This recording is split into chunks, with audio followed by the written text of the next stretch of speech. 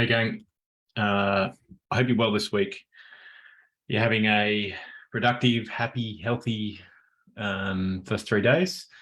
This last week I spoke about what to do when you're, when you're in a difficult situation with a challenging person, and I think many of us come across that every now and again in our careers. This week, what I'm going to be talking about is a related topic, and it's probably the other side of this, which is the idea of setting boundaries.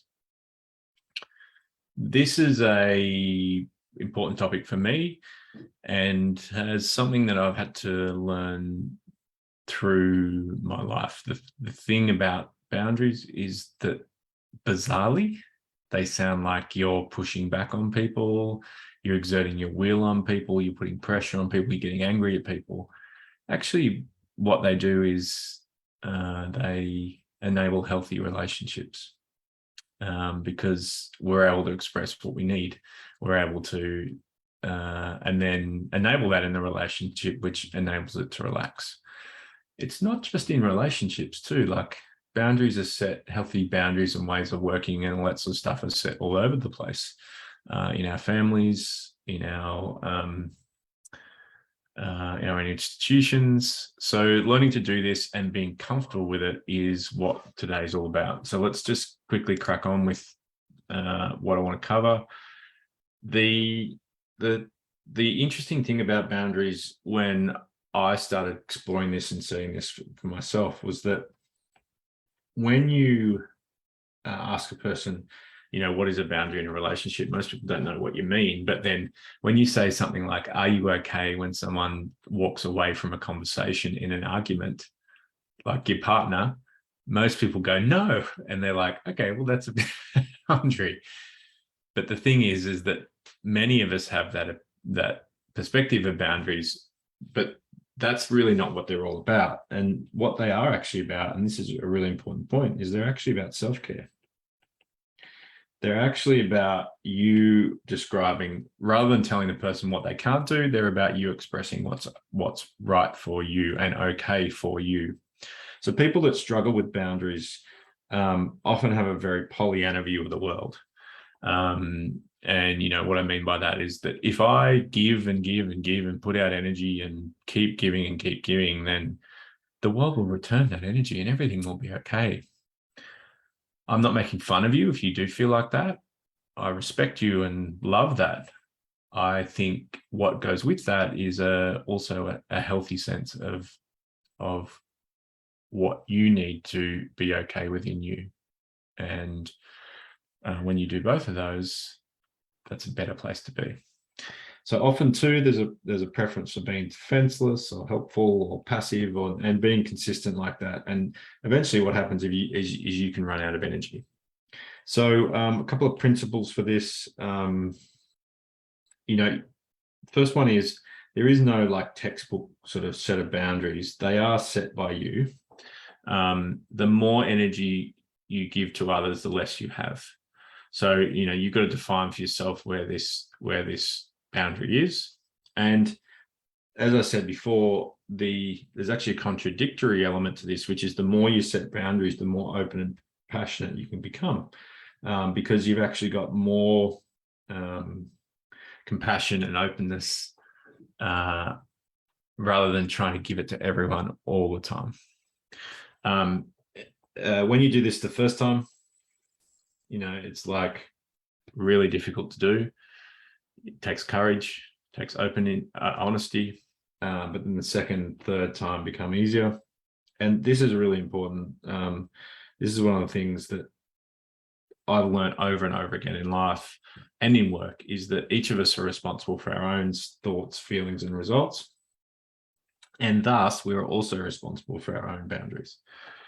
So some areas for boundaries that you may be finding at the moment where your boundaries are contravened, or that boundary is someone stepping onto that boundary or over that boundary with you. And this is actually a serious topic, so I don't want to. What I do want to do is give you permission where you need to have these conversations in these areas that you need to. And the first one is sort of emotional relationship or conversation boundaries. So people who raise their voice in conversations, people who shut you down or criticize you. When someone's on the phone, I put down a whole lot of examples here. Finishing what you're saying. So some people have boundaries in families around things like this. And I think many of us, we trivialize these boundaries because we think, well, they're just my preferences. And I think, yes, you probably can't go around setting boundaries every single second of the day. But for the ones that are critically important to you and to those that are happening over and over again, it's really important to your own self-confidence and your own self-care that you're able to set this boundary for yourself. So that's the first one. The second one is work allocation and possessions. People are, when you're constantly the ones being delegated to, you're getting all the work and the other person is not getting any of the work. You are continually giving away free labor, favors, where other people aren't. People taking your own stuff, your possessions, not returning it. Time and energy, plans, lateness, no-shows, your mental boundary, around rest and your values, your thoughts, your beliefs. People respecting these and criticizing these.